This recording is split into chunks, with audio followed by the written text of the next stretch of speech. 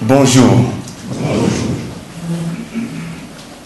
Je me réserve de suivre les protocoles parce que ici, je suis presque nommé comme modérateur. Cette journée, elle est exceptionnelle. Elle est tellement exceptionnelle que je ne sais par où commencer. Parce que tout ce qui a été dit est tellement bon que je ne sais pas quoi retirer, quoi maintenir. À travers les 5 interventions, dont la dernière est celle de son Excellence, Monsieur le gouverneur de province qui nous a invités tous, j'ai retenu beaucoup de choses. En partant de Cargo Congo, passant par la coordination de la société civile, suivi par le représentant des sociétés minières et celui qui est la représentante des agents de l'État, j'ai appris beaucoup. Lorsque nous prenons l'intervention de Cargo Congo, qui est une entreprise privée, mais qui invite ses collaborateurs à soutenir la société SNCC, qui est une entreprise publique, je me dis, eh bien, ça commence à venir. Quand une entreprise veut soutenir une autre, c'est important. Ce n'est pas arrêté là, jusqu'à faire voir plus loin qu'avec la SNCC, on sait économiser quelque chose. C'est important. Lorsque le coordinateur de la société civile passe, il dit: nous n'avons pas droit à l'échec. C'est important. Et plus qu'important même.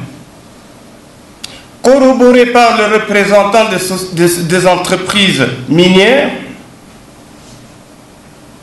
qui demande au gouverneur de rêver grand afin de réussir. Mesdames et messieurs, c'est important aussi, beaucoup plus qu'important. Mais qu'est-ce que la gouvernance provinciale attend de tous ces discours? C'est l'apport de chacun. Mais l'apport de chacun viendra comment?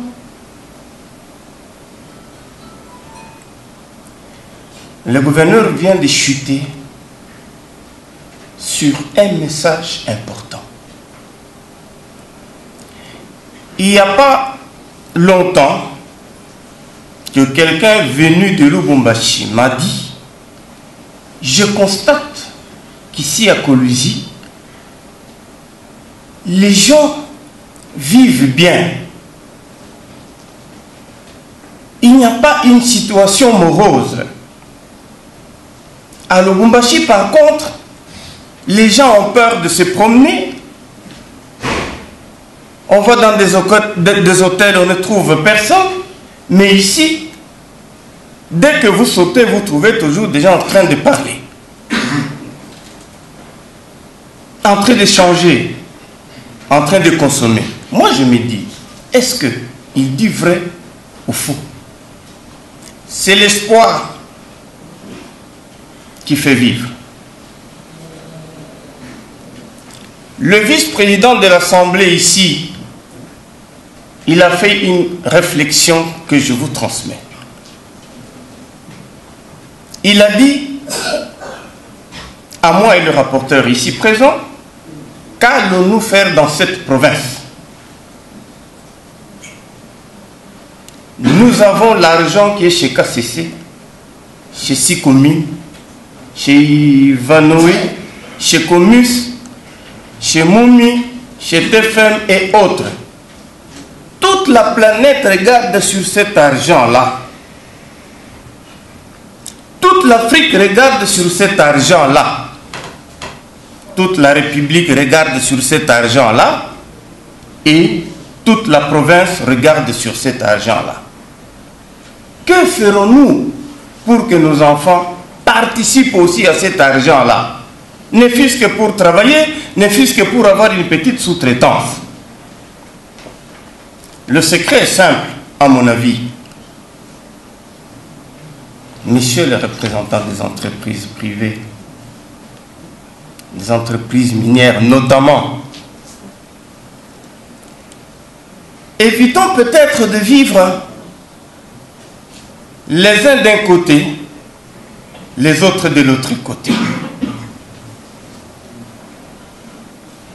Les gouvernants que nous sommes dans cette province, comptons grandement sur vous.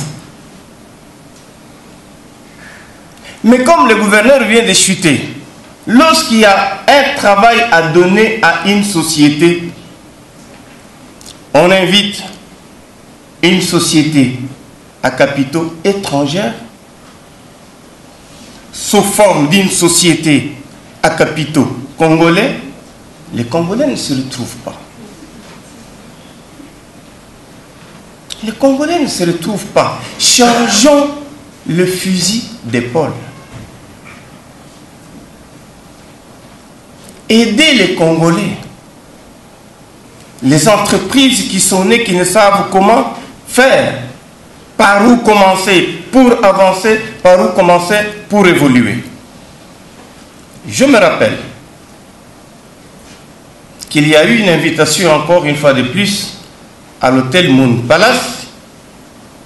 Le gouverneur de province avait demandé aux entreprises minières qui ont des concessions vastes d'aider le gouvernement provincial en octroyant quelque chose pour soulager tant soit peu la multitude de créateurs. Ils sont tellement nombreux qu'ils constituent un danger. Eh bien, mesdames et messieurs, je pense que l'appel de ce jour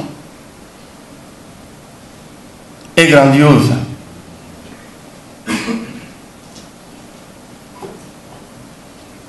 Et donc les populations congolaises, soutenons-nous, évitons qu'il y ait des frustrations dans la ville, afin que nous tous, nous puissions réussir ensemble en nous accompagnant mutuellement. Je vous remercie.